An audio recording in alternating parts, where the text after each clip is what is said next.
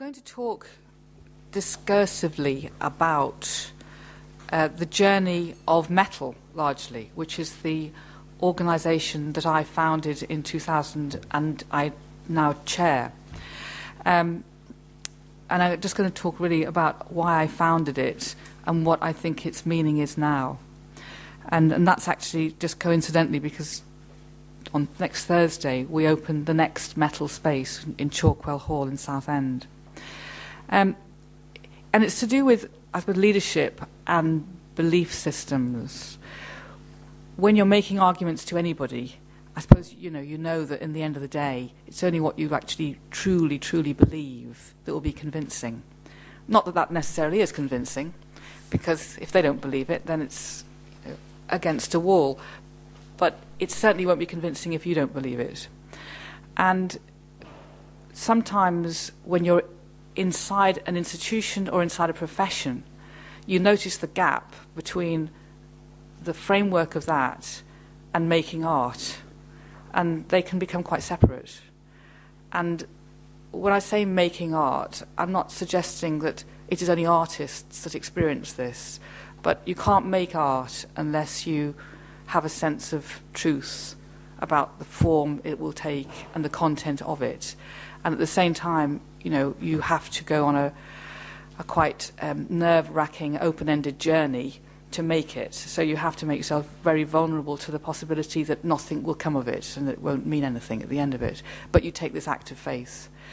And sometimes when you're inside an institution, because the framework of the institution requires confidence, solidity, and kind of forward motion, that some of that vulnerability and open-endedness can disappear quite quickly. And also, in the process of looking for funds and making arguments, etc., you can find yourself mimicking rhetoric that you had maybe a few years previously, and you're still using it, and you have to go back and re-examine it. And this was all in the context that in 2000, when I was thinking about leaving the West Yorkshire Playhouse, which I was then the artistic director of, and I'd been pondering on the language that had become part of the way that the arts talked about itself. And the language was, it had moved to accommodate a number of things. It obviously accommodated sponsorship, that was a long time ago. It had moved to accommodate regeneration. It had moved to accommodate diversity, all kinds of issues to do with social program, social capital building, self-esteem, any number of things.